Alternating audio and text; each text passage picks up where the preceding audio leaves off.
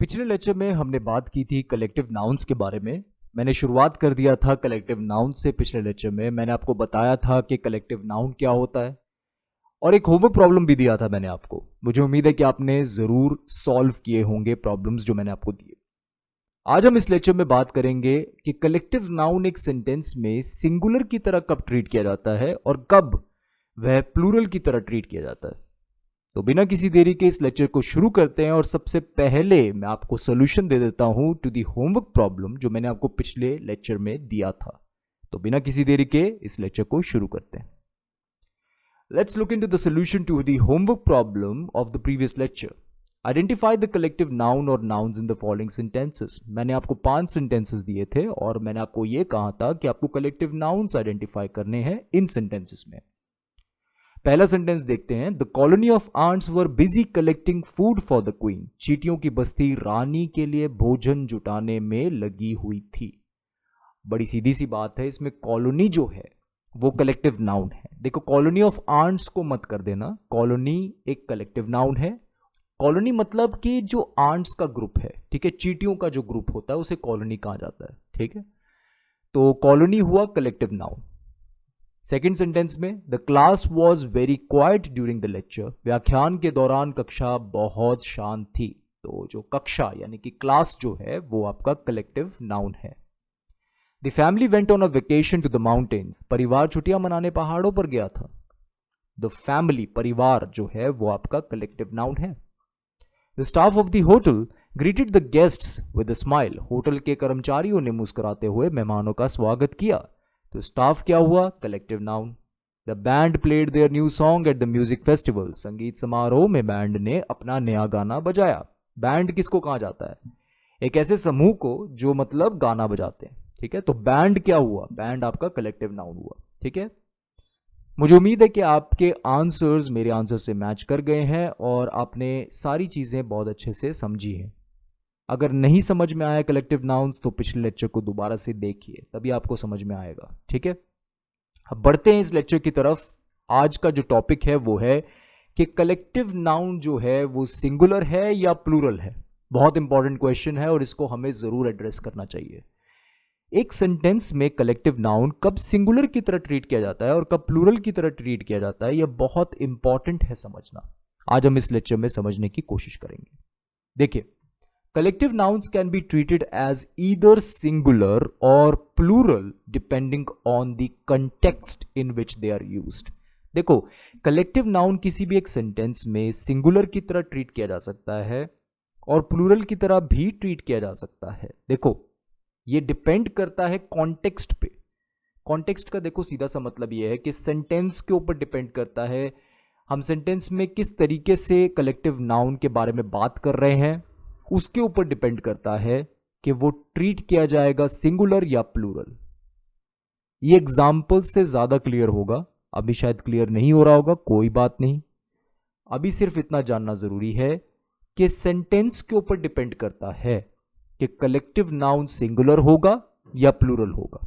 देखो, when in a sentence a collective noun is referring to the group as a single unit, then the collective noun is treated as singular. सीधी सी बात यह है कि जब एक group को single unit की तरह ट्रीट किया जाता है, एक ग्रुप को, एक समूह को जब एक सिंगल यूनिट की तरह ट्रीट किया जाता है, let's say they are working on a common goal, तो उस केस में हम ये कह सकते हैं कि कलेक्टिव नाउन जो है, वो जो एक ग्रुप है जिसको हम कलेक्टिव नाउन कह रहे हैं, वो एक सिंगुलर कलेक्टिव नाउन है। अगर एक सेंटेंस में एक कलेक्टिव नाउन जो है is referring to the group as individuals, मतलब कि ग्रुप जो है अब डिवाइड हो गया, अब ग्रुप की बात नहीं हो रही है, अब ग्रुप के इंडिविजुअल्स की बात हो रही है, तो उस केस में जो कलेक्टिव नाउन होगा that will be treated as plural, ठीक है।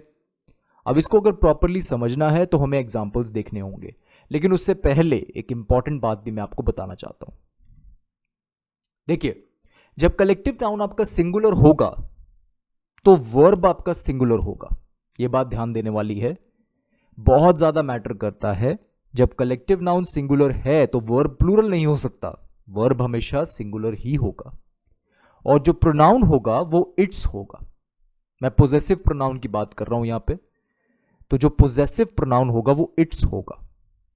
अब ज़रूरी नहीं है कि सेंटेंस में प्रोनाउन हो ही हो, ठीक है, वर्ब तो यूजुअली होता ही है, तो सिंगुलर होगा वर्ब, लेकिन जो प्रोनाउन होगा वो इट्स होगा, ये ध्यान देने वाली बात है।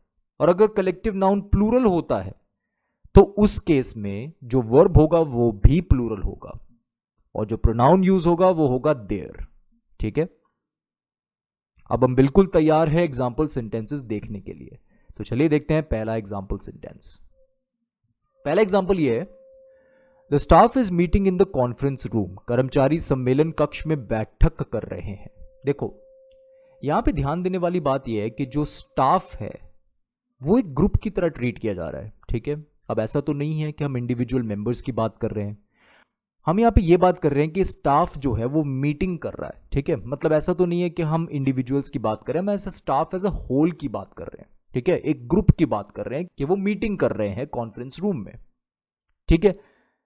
तो यहां समझने वाली बात यह है कि स्टाफ जो है वो एक सिंगुलर कलेक्टिव नाउन है। बात समझ में आ रही है? और इसलिए वर्ब कौन सा होगा? सिंगुलर होगा। यहां पे इज है, आर नहीं है, तो ये सिंगुलर वर्ब है। बात समझ में आ रही है ना कि वर्ब इसमें सिंगुलर है, हालांकि इसमें कोई प्रोनाउन नहीं है। प्रोनाउन होता तो इट्स होता।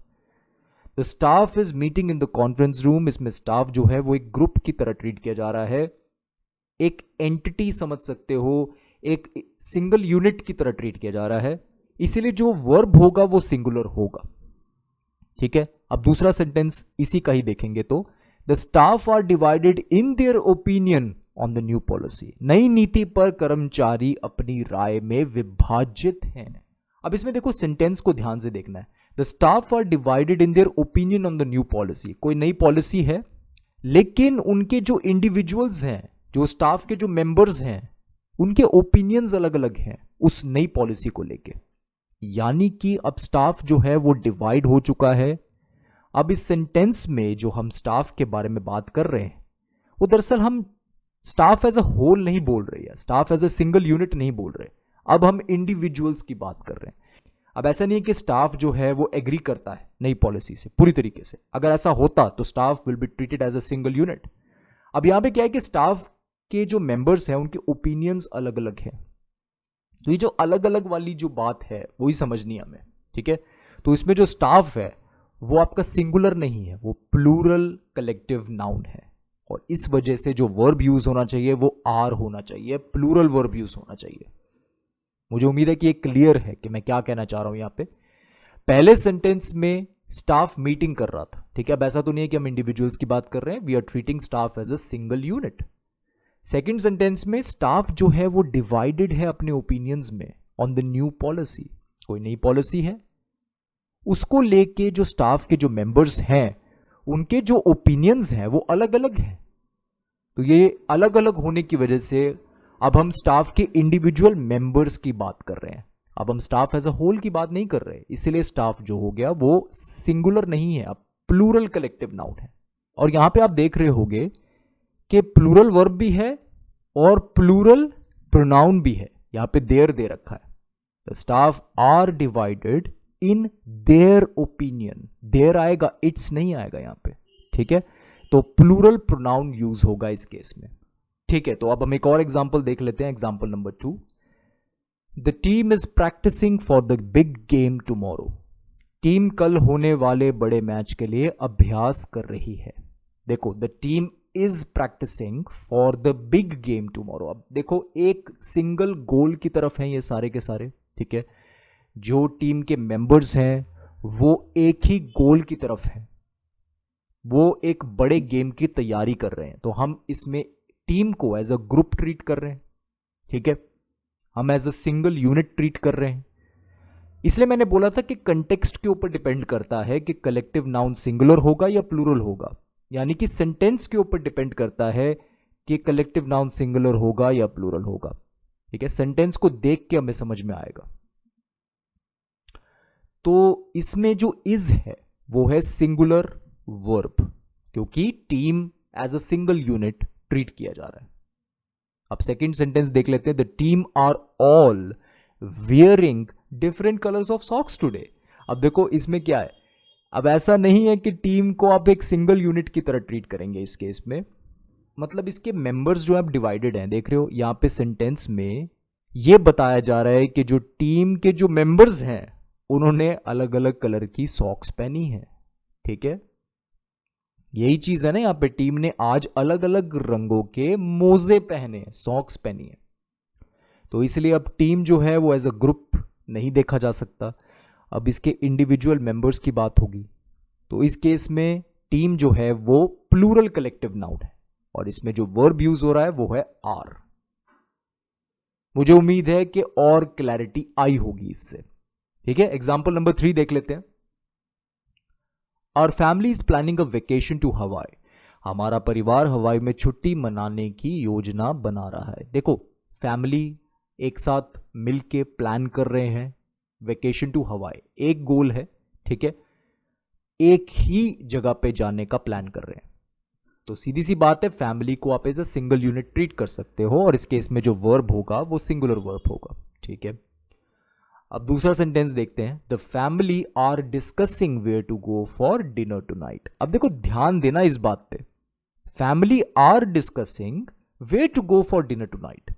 परिवार चर्चा कर रहा है कि आज रात के खाने के लिए कहां जाना है। देखो, खाना खाना है उन्होंने, बात सही है, आज रात को डिनर करना है उन्होंने सबने, ये बात सही है, लेकिन वो डिस्कस कर रहे हैं कि कहां पे जाएं। अब यहां पे जो मेंबर्स हैं फैमिली के, उनकी अलग अलग राय हो सकती है। ठीक है, कि चलो ठीक है यहां चलते हैं, नहीं तो यहां चलते हैं, है ना, मतलब राय अलग अलग हो सकती है, ओपिनियंस अलग अलग हो सकते हैं, वो डिस्कस कर रहे हैं आपस में। इसका मतलब अब हम इन्हें इंडिविजुअल्स की तरह ट्रीट कर सकते हैं, है ना।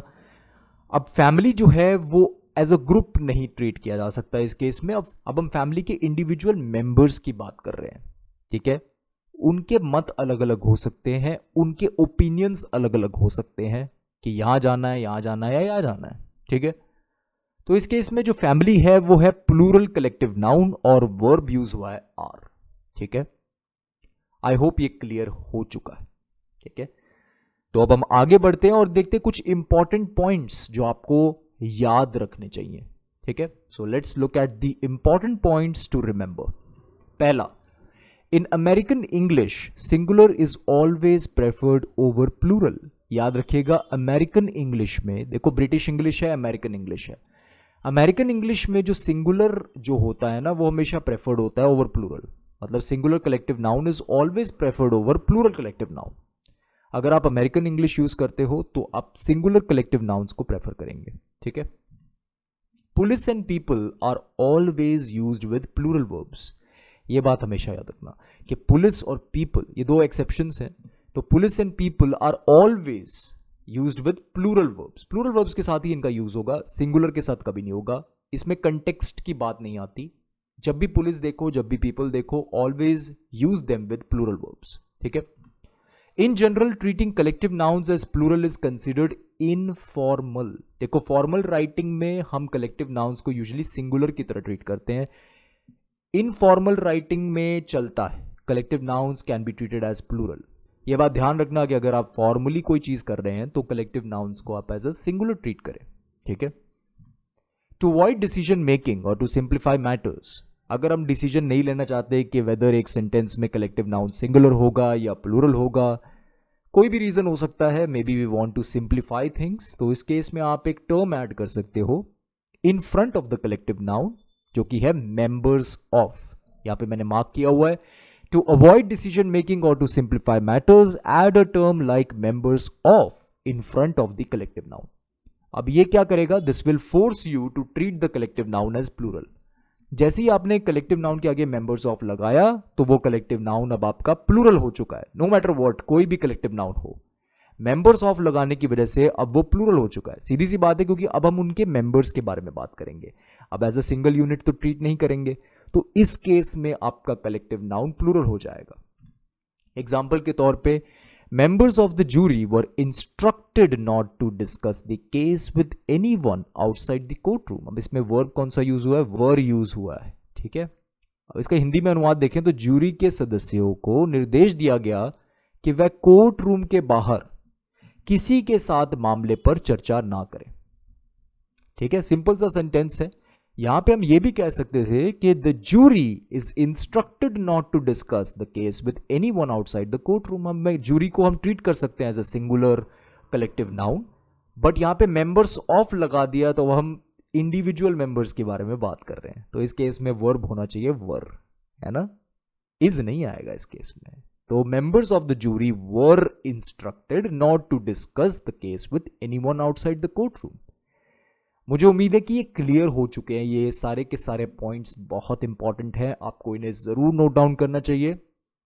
अब हम बढ़ते हैं इस लेक्चर के होमवर्क की तरफ। ठीक है, आपके लिए एक छोटा सा होमवर्क है, 5 सेंटेंसेस यहां पे दे रखे हैं, इनके आंसर्स आपको देने हैं। ठीक है, इसे फटाफट नोट डाउन कर लीजिए, स्क्रीनशॉट ले लीजिए, जो भी आपको करना है कीजिए, लेकिन इसको जरूर सॉल्व कीजिएगा। बहुत इंपॉर्टेंट है ये होमवर्क, आपको जरूर सॉल्व करना है।